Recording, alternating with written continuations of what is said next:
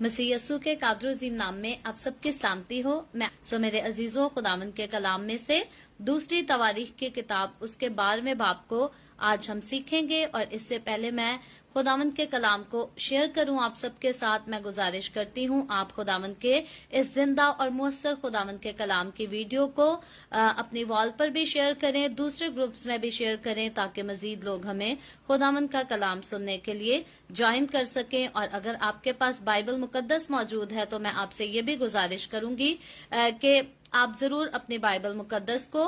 मेरे साथ खोलें और निकालें। दूसरी तवारीख की किताब उसका 12वां बाब हम पढ़ेंगे और 12वें बाब की पहली आयत से यूं लिखा है, और यूं हुआ कि जब रोजाम की सल्तनत मुस्तहकम हो गई और वो कवि बन गया, तो उसने और उसके साथ सारे इस्राएल ने खुदावंद की शरीयत को तर्क किया। और रोजाम बादशाह के 5वें बरस में ऐसा हुआ कि मिस्र का बादशाह सीसक यरूशलेम पर चढ़ आया, इसलिए कि उन्होंने खुदावंद की हुक्म अदूली की थी। और उसके साथ 1200 रथ और 60,000 सवार थे। और लूबी और सूकी और कुशी लोग जो उसके साथ मिस्र से आए थे बेशुमार थे। और उसने यहूदा के फसीलदार शहर ले लिए और यरूशलेम तक आया। तब समिया नबी रोजाम के और यहूदा के उमरा के पास, जो सीसक के डर के मारे यरूशलेम में जमा हो गए थे, आया और उनसे कहा, खुदावंद यूं फरमाता है कि तुमने मुझको तर्क किया, इसलिए मैंने भी तुमको सीसक के हाथ में छोड़ दिया है। तब इस्राएल के उमरा ने और बादशाह ने अपने को खाकसार बनाया और कहा कि खुदावंद सादिर है। जब खुदावंद ने देखा कि उन्होंने अपने को खाकसार बनाया, तो खुदावंद का कलाम समिया पर नाजिल हुआ कि उन्होंने अपने को खाकसार बनाया है, सो मैं उनको हलाक नहीं करूंगा, बल्कि उनको कुछ रहाई दूंगा। और मेरा गजब सीसक के हाथ से यरूशलेम पर नाजिल ना होगा, तो भी वो उसके खादिम होंगे, ताकि वो मेरी खिदमत को और मुल्क की सल्तनतों की खिदमत को जान लें। सो मिस्र का बादशाह सीसक यरूशलेम पर चढ़ आया और खुदावंद के घर के खजाने और बादशाह के घर के खजाने ले गया, बल्कि वो सब कुछ ले गया। और सोने की वो ढालें भी जो सुलेमान ने बनवाई थी ले गया। और रोजाम बादशाह ने उनके बदले पीतल की ढालें बनवाई और उनको मुहाफिज सिपाहियों के सरदारों को, जो शाही महल की निगहबानी करते थे, सौंपा। और जब बादशाह खुदावंद के घर में जाता था, तो मुहाफिज सिपाही आते और उनको उठाकर चलते थे और फिर उनको वापस लाकर सिला खाना में रख देते थे। और जब उसने अपने को खाकसार बनाया, तो खुदावंद का गजब उस पर से टल गया और उसने उसको पूरे तौर से तबाह ना किया। और नेज यहूदा में खूबियां भी थीं। सो रोजाम बादशाह ने कवि होकर यरूशलेम में सल्तनत की। रोजाम जब सल्तनत करने लगा तो 41 बरस का था, और उसने यरूशलेम में, यानी उस शहर में जो खुदावंद ने इस्राएल के सब कबीलों में से चुन लिया था कि अपना नाम वहां रखे, 17 बरस सल्तनत की। और उसकी मां का नाम नोमा अमूनिया था। और उसने बदी की, क्योंकि उसने खुदावंद की तलाश में अपना दिल ना लगाया और रोजाम के काम अव्वल से आखिर तक किया। क्या वो समिया नबी और एदो गैबीन की तवारीखों में नसब नामों के मुताबिक कलम बंद नहीं? और रोजाम और योरबाम के दरमियान हमेशा जंग रही। और रोजाम अपने बाप दादा के साथ सो गया और दाऊद के शहर में दफन हुआ, और उसका बेटा अबिया उसकी जगह बादशाह हुआ। खुदावंद के पाक कलाम पढ़े और सुने जाने पर खुदावंद की बरकत हो, खुदावंद का شکر ہو میرے عزیزوں خداوند کے کلام میں سے دوسری تواریخ کی کتاب اس کے 12ویں باب کو ہم نے خداوند کے کلام میں سے پڑھا ہے، اور اس سے پہلے سلاطین کی کتاب میں بھی ہم نے اس کے بارے میں سیکھا تھا، لیکن سلاطین کی کتاب کے نسبت یہاں پر دوسرے تواریخ کی کتاب اس کے 12ویں باب میں رجام کی حکومت کا جو ہے اور زیادہ کھل کر تفصیلی طور پر بیان کیا گیا ہے، اور رجام اور اس کے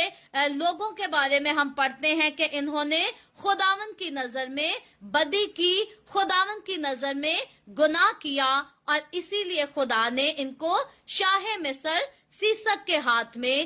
بیچ دیا، اور سیسک کے ہاتھ میں بیچ دینے کے بعد جو ہے ان کے اوپر سیسک جو ہے بے حد ظلم کیا کرتا تھا، ان کو تنگ کیا کرتا تھا، کیونکہ غلامی جو ہے یہ ہمیشہ انسان کو ظلم کا شکار بناتی ہے، اور گناہوں کی غلامی جو ہے اسی لیے ہم دیکھتے ہیں کہ خداوند یسوع مسیح نے مجھے اور آپ کو ہمیں گناہوں کی غلامی سے بچایا، تاکہ ہم صرف جو ہے غلامی سے نہ بچیں بلکہ ظلم سے، سزا سے اور ہر طرح کی تباہی سے بھی بچا لیے جائیں۔ اور یہاں پر ہم دیکھتے ہیں دوسری تواریخ کی کتاب میں جب ہم یہاں پر رجام کے بارے میں پڑھتے ہیں، رجام جو کہ سلیمان بادشاہ کا بیٹا، جو سلیمان بادشاہ کے بعد جو ہے بادشاہ ہوا، اس کے دور میں یہ خدا کو تو ترک کرتے اور پھر مصیبت کا شکار ہو جاتے ہیں، لیکن اس دور میں خدا جو ہے ان کے پاس ایک نبی کو بھیجتا ہے جس کا نام سمیہ نبی ہے، اور ان کے وسیلہ سے خدا ان کو آگاہی دیتا ہے کہ آخر یہ سزا یا آخر یہ غضب جو ہے کیوں ان پر نازل ہوا ہے، اور سمیہ نبی کی بات کو سن کر یہ توبہ کر لیتے ہیں اور خاکساری کو اختیار کرتے ہیں، اور ان کی توبہ کے باعث ہم دیکھتے ہیں کہ خدا جو ہے وہ بھی غضب کرنے سے باز آتا ہے، لیکن مکمل طور پر ہم دیکھتے ہیں خدا ان کو اس وقت آزادی نہیں دلاتا۔ سو یاد رکھیں، کئی بار انسان جو ہے اپنے گناہ کے باعث اپنی زندگی کو، اپنے راستوں کو اور اپنے مقاصد کو بگاڑ لیتا ہے، اور آخرکار الزام جو ہے وہ خدا کی ذات پر دیتا ہے کہ خدا نے مجھے نہیں بچایا۔ کئی ایمان پر چلنے والے لوگ خدا کے راستے سے بھٹک جاتے ہیں، خفا ہو کر کہ خدا نے ہمارا ساتھ نہیں دیا، لیکن ضرور ہے کہ ہم اپنی زندگی میں ہمیشہ خدا ہی کے ساتھ لپٹے رہیں، خدا ہی کو ہمیشہ اپنی زندگیوں سے خوش کریں، کیونکہ جو خدا کو خوش کرتے ہیں، یاد رکھیں خداوند کا کلام بتاتا ہے کہ خدا ان کو کبھی تنہا نہیں چھوڑتا، لیکن وہ لوگ جو خدا کو خوش نہیں کرتے، وہ لوگ جو خدا سے غافل ہو جاتے ہیں، آخرکار خدا بھی ان کو ہلاکت کے سپرد کر دیتا ہے۔ سو یہاں پر یہ لوگ بھی اسی طرح ہلاکت کے سپرد کیے گئے۔ جب ہم یہاں پر دوسرے تواریخ کی کتاب کو سیکھ رہے ہیں، اس سے پہلے انہی واقعات کو ہم پہلے سلاطین کی کتاب میں بھی سیکھ کر آ چکے ہیں، تو ہم سیکھتے یہاں پر یہ ہے کہ اسرائیل جو ہے وہ آلریڈی 2 سلطنتوں میں، یعنی کہ 2 کنگڈمز میں، 2 راجاؤں میں آلریڈی تقسیم ہو کر کمزور ہو چکا تھا۔ اب یہ پہلے کی طرح جیسا طاقتور داؤد بادشاہ کے دور میں تھا یا جیسا طاقتور یہ سلیمان بادشاہ کے دور میں تھا، رجام بادشاہ کے دور میں اسرائیل ویسا طاقتور نہیں رہا، کیونکہ یہ آلریڈی 2 حصوں میں تقسیم ہو چکا ہے۔ 10 قبیلے جو ہیں وہ یربام کو دے دیے گئے اور 2 قبیلے رجام کے ہاتھ میں رہ گئے، لیکن پھر بھی ہم دیکھتے ہیں کہ خدا کی وہ ہیکل جس کو خدا کے بندہ سلیمان بادشاہ نے بنایا تھا اور شاہی شہر یہودا کے پاس ہی رہا، یعنی کہ رجام بادشاہ کے پاس ہی رہا، اور اس لیے اگر وہ اپنا فرض جو ہے وہ مکمل طور پر اپنے دل سے ادا کرتے، یہ دل کے ساتھ اگر خدا کے ساتھ چلتے، تو پھر خدا کبھی ان کو مصیبت میں نہ پڑنے دیتا۔ لیکن کیونکہ ہم دیکھتے ہیں کہ رجام اور اس کے لوگوں نے وقت کے ساتھ ساتھ خدا کو ترک کر دیا، तो खुदा को तर्क करने का अंजाम जो है वो हमेशा हलाकत ही है। इससे पहले तो हम देखते हैं कि दाऊद और सुलेमान की राह जो थी वो बड़ी ही खूबसूरत थी। दाऊद बादशाह ने अगर अपनी जिंदगी में गुनाह किया तो भी उसने अपने गुनाह से तौबा की और खुदा से लिपटा रहा। सुलेमान बादशाह ने अपनी जिंदगी के आखिरी वक्त में आकर गुनाह में घिर भी गया तो भी उसने अपने गुनाह से तौबा की और खुदा के साथ चलता रहा। सो अब तक रोजाम भी जो है वो ऐसा ही करता रहा, लेकिन अब वो खुदा की इबादत करने में, खुदा की हजूरी में रहने से और खुदा के साथ रफाकत रखने में सुलेमान बादशाह का बेटा रोजाम जो है ये सुस्त पड़ जाता है। और जब तक ये देखता है कि मेरा तख्त जो है वो डगमगा रहा है, तब तक तो ये खुदा के साथ चलता है। लेकिन जब ये देखता है कि अब इसकी बादशाही मुस्तहकम हो गई है, अब इसकी किंगडम स्ट्रांग हो गई है, तो अब ये समझता है, अब ये सोचता है, ख्याल ये करता है कि शायद अब इसको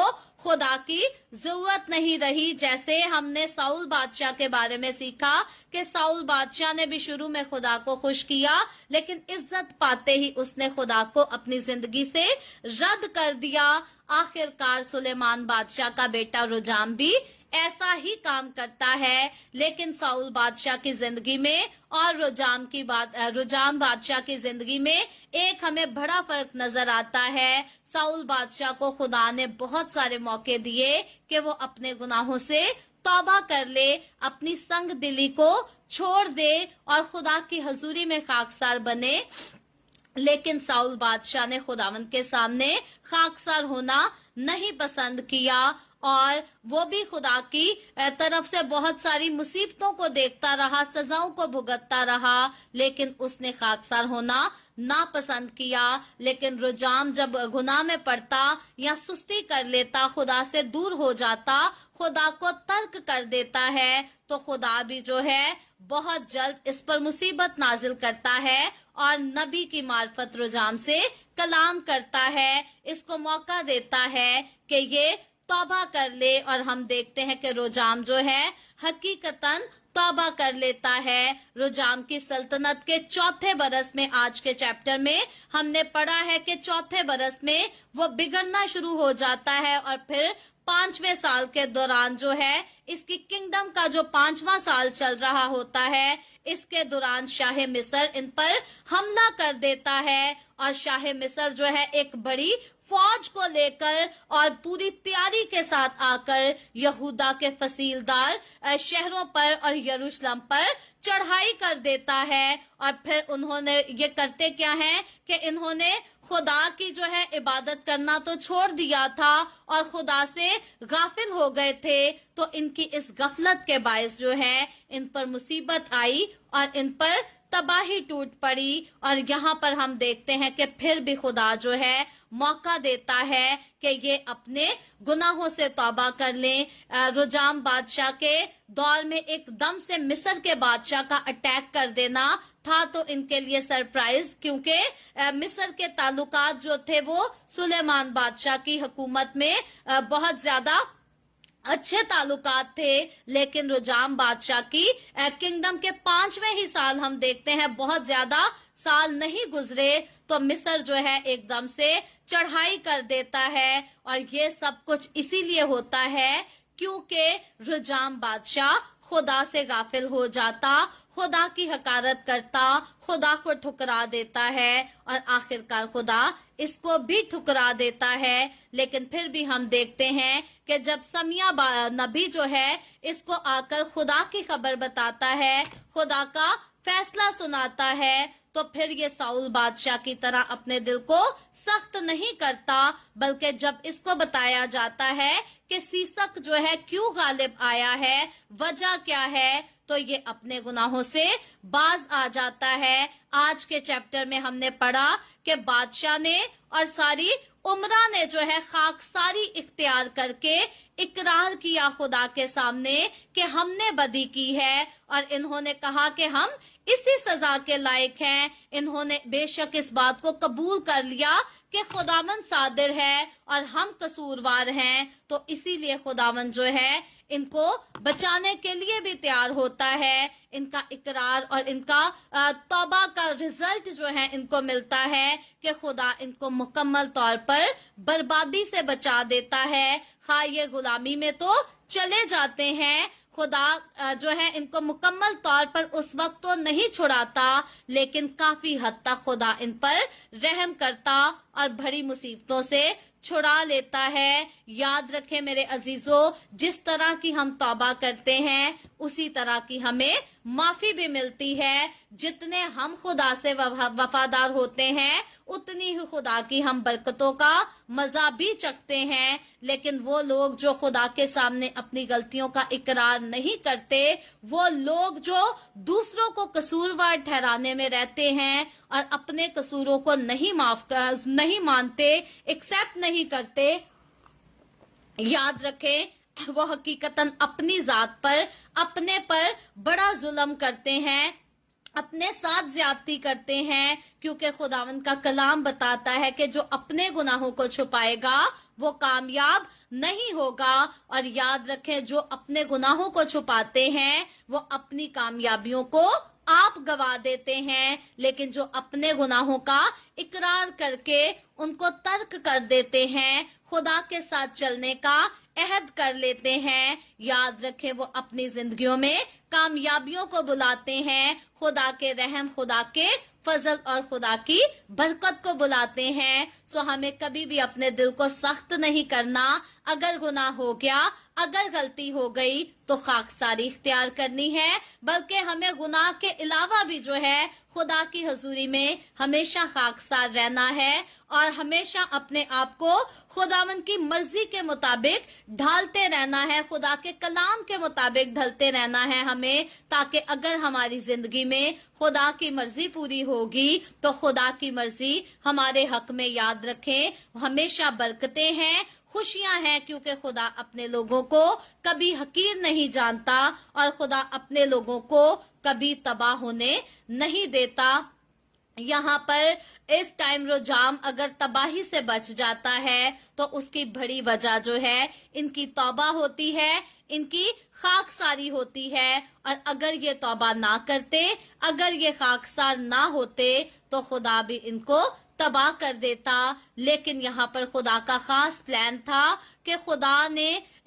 حکم دیا تھا، خدا نے وعدہ کیا تھا کہ دنیا کا نجات دہندہ جو ہے وہ داؤد ہی کی نسل سے آئے گا. اور اسی لیے ہم دیکھتے ہیں کہ یسوع مسیح نے اس قبیلہ سے آنا تھا. اس قبیلہ کے بار بار گناہ کرنے کے باوجود خدا نے ان کو توبہ کا موقع دیا اور ان کو مکمل طور پر ٹھکرا نہ دیا، بلکہ نجات جو ہے یہودیوں میں سے ہے. اس بات کا اقرار خداوند یسوع مسیح ناصری نے خود اپنی زبان مبارک سے اپنی زمینی خدمت کے دوران کیا تھا کہ نجات جو ہے، مکتی جو ہے، سلویشن جو ہے وہ یہودیوں میں سے ہے، وہ جوئش میں سے ہے. اور اسی سلویشن کو آنے کے لیے ضرور تھا کہ خدا یہودا کے لوگوں کو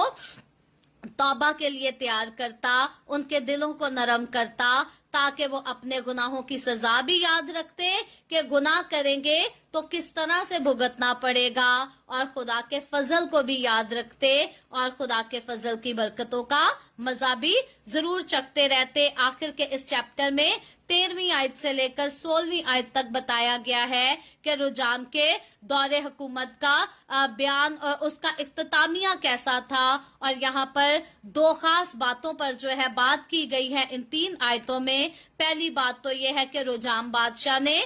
قوی ہو کر یروشلم میں سلطنت کی، کنگڈم کی، اور 17 برس اس نے یروشلم میں سلطنت کی، کنگڈم کرتا رہا. اور اس کا شاہی تخت اور اس کا دارالحکومت جو ہے وہ مقدس شہر یروشلم میں تھا. لیکن وہ بے دینی میں بہت زیادہ بڑھ گیا، اور اس کے بے دینی میں بہت زیادہ بڑھنے کے بعد کی وجہ سے کیا ہوتا ہے کہ سلیمان بادشاہ نے جتنا مال اکٹھا کیا ہوتا ہے، جو کچھ جمع کیا ہوتا ہے، وہ سارا کچھ ان سے छिन जाता है। मिस्र का बादशाह सीसक जो है आकर छीन कर सारा कुछ ले जाता है। और बेशक सुलेमान बादशाह के गुजर जाने के बाद रुजाम बादशाह की किंगडम के 5वें बरस जो है सीसक बादशाह इन पर जो अटैक करता है, मर्जी तो इसमें खुदा की थी, लेकिन सीसक बादशाह के अपने दिल में लालच उस माल का था जिस दौलत को सुलेमान बादशाह जमा करके गया था। दाऊद बादशाह के बारे में हमने सीखा कि उसने भी वफात पाने से पहले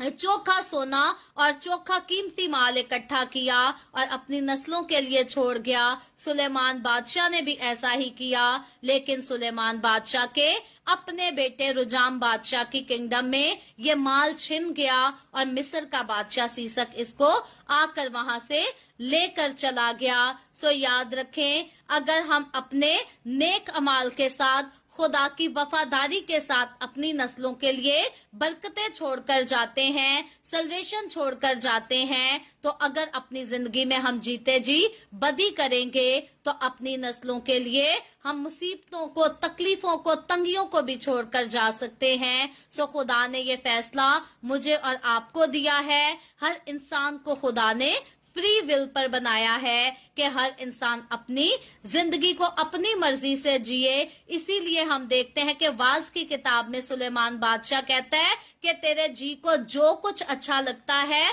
तू कर, तू जो करना चाहता है कर, लुत्फ अंदोज हो, मजे ले इस दुनिया में, लेकिन इस बात को ना भूलना, इस बात को याद रख कि जो कुछ तू करता है खुदा उसको अदालत में लाएगा। सो जो कुछ हम करते हैं खुदावंद इसको अदालत में लेकर आएगा। इसीलिए जो अच्छा बोएंगे वो अच्छा काटेंगे और जो बुरा बोएंगे वो बुरा ही काटेंगे। सो जीते जी हमें इस बात का ख्याल रखना है कि हम अपनी जिंदगी में क्या करते हैं और क्या नहीं करते। दूसरे तवारीख की किताब उसके 12वें बाब के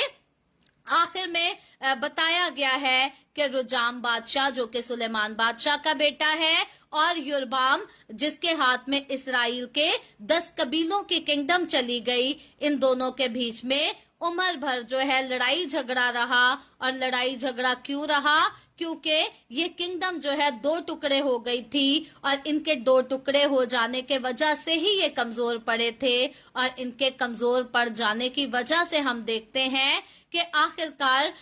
खुदावंद ने भी जो है इनको छोड़ दिया, क्योंकि दूसरी तरफ जो है योरबाम ने भी खुद बुत परस्ती की, इसराइल के 10 कबीलों को बुत परस्ती में लगा दिया और आखिरकार रुजाम सुलेमान बादशाह का बेटा भी खुदा से दूर हो गया और ये भी खुदा से बेवफाई करने लगा। तो आखिरकार खुदा ने इनकी अदालत की, आखिरकार खुदा ने इनके गुनाहों की इनको सजा दी और इनको तौबा के लिए तैयार किया। सो मैं और आप, हम खुदा के खौफ में हमेशा रहें। हमारी भलाई इसी में है कि हम कभी भी खुदा के गजब को मौका ना दें कि हम पर भड़के, बल्कि दुआ में मशगूल रहें, खुदावंद का कलाम पढ़ते रहें, खुदा के साथ चलते रहें और खुदा की बरकतों को हासिल करते रहें। खुदावंद आज के कलाम के वसीला से मुझे और आपको, हम सबको बहुत बरकत दे।